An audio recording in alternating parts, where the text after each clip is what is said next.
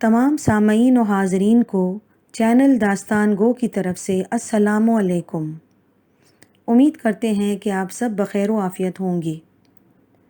آج کی کہانی شروع کرنے سے پہلے آپ سب سے درخواست ہے کہ ہمارے چینل داستان گو کو سبسکرائب، شیئر اور لائک کریں۔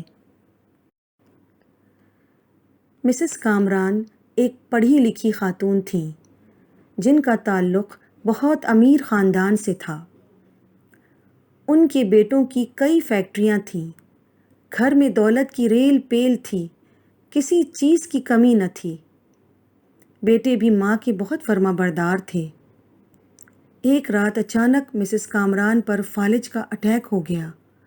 انہیں فوراً ہسپتال لے جایا گیا تو پتہ چلا کہ ہائی بلڈ پریشر کی وجہ سے ان کا سیدھا بازو اور پیر مفلوج ہو گئے ہیں۔ 15 دن تو مکمل طور پر بستر پر رہیں۔ مکمل علاج ہوا، مگر افسوس کہ اب وہ کبھی بھی چل نہ سکیں گی۔ یوں محتاجی ان کا مقدر بن گئی۔ چلنے پھرنے کے لیے ویل چیئر کا بندوبست کیا گیا، جسے دیکھ دیکھ کر وہ کڑتی اور روتی رہتی تھیں۔ وہ بستر کی ہو کر رہنا نہیں چاہتی تھیں، لیکن قسمت کا لکھا کون ٹال سکتا تھا۔ زندگی نے ایک ایسی کروٹ لی کہ سب کچھ بدل کر رہ گیا۔ ان کے بیٹوں نے تبدیلی آب و ہوا کے لیے ماں کو مری روانہ کر دیا، جہاں ان کا ایک اور گھر تھا۔ مری پہنچ کر مسز کامران کی صحت تھوڑی بہتر ہو گئی تھی۔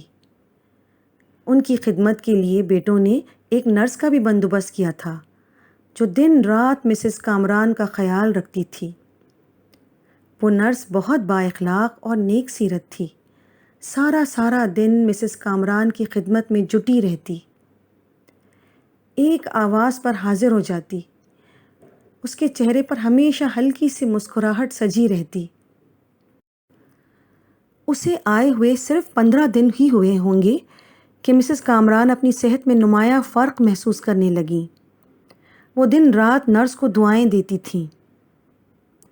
چند دنوں تک مسز کامران اس کے ساتھ بہت خوش تھیں، لیکن وہ ایک بات محسوس کرتی تھیں کہ وہ نرس بہت خاموش رہتی تھی۔ اس کی آنکھوں میں ایک انجانی سی اداسی اور دکھ جھلکتا تھا۔ اس کی آنکھیں ہمیشہ سرخ رہتی تھیں، جیسے بہت روئی ہو۔ دوسرے ملازمین نے مسز کامران کو یہ کہا کہ انہوں نے نرس کو چھپ چھپ کر روتے دیکھا ہے۔ وہ دوسرے ملازمین سے بھی دور دور رہتی اور کسی سے میل جول نہ رکھتی۔ مسز کامران کو حیرت ہوئی کہ یہ کیا ماجرا ہے، مگر پھر وہ خاموش ہو گئیں۔ ایک ہفتے بعد مسز کامران کے گھر ان کی پوتی کی منگنی کی تقریب تھی۔ گھر مہمانوں سے بھرا تھا۔ مسز کامران بھی بہت خوش تھیں۔ وہ ویل چیئر کی مدد سے ایک جگہ سے دوسری جگہ آ جا رہی تھیں۔ اچانک مغرب کی اذان ہوئی تو وہ اپنے کمرے کی طرف نماز کی غرض سے راہداری سے گزر رہی تھیں کہ اچانک انہیں دبی دبی سسکیوں کی آوازیں آئیں۔ وہ آواز کی جانب آہستہ آہستہ جانے لگیں تو وہ سسکیاں نرس کے کمرے سے آ رہی تھیں۔ انہوں نے آہستہ سے دروازہ کھولا تو وہ چوکنا ہو گئی۔ اس کا چہرہ سرخ اور آنکھیں رو رو کر انگارہ ہو کر رہ گئی تھیں۔ آنسوں کی لڑی اس کے گالوں سے سرکتی ہوئی اس کا دامن تر کر رہی تھیں۔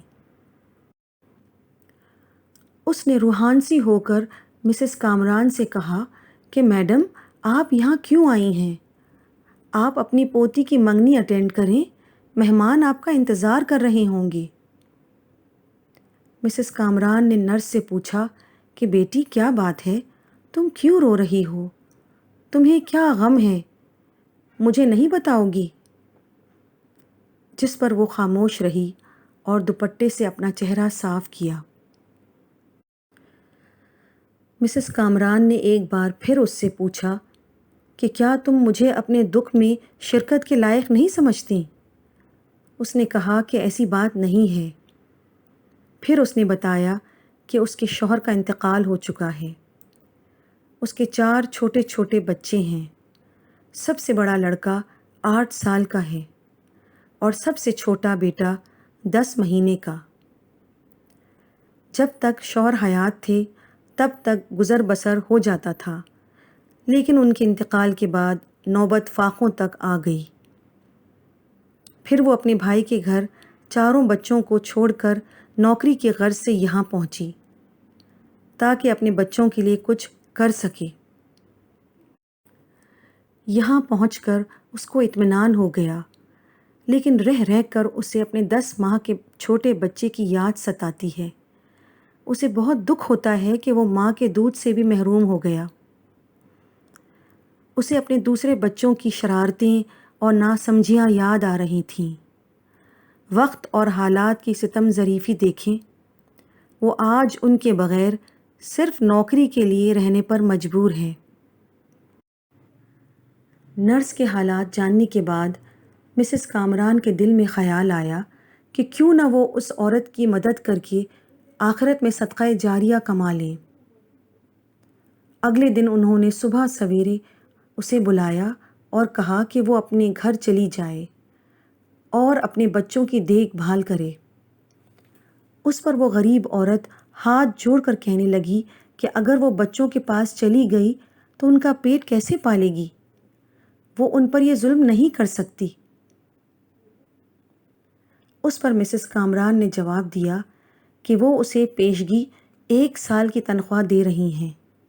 وہ گھر جائے اور اپنے گود کے بچے کو اس کا حق دیں،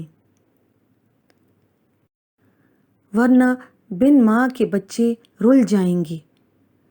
ساتھ ہی یہ وعدہ بھی کیا کہ 1 سال بعد وہ جب بھی آئے وہ اسے پھر سے نوکری پر رکھ لیں گی اور گھر کے پیچھے اس کے لیے ایک الگ کمرہ بھی بنوا دیں گی تاکہ وہ ہمیشہ اپنے بچے اپنے ساتھ رکھے۔ نرس مسز کامران کو دعائیں دیتی ہوئی چلی گئی۔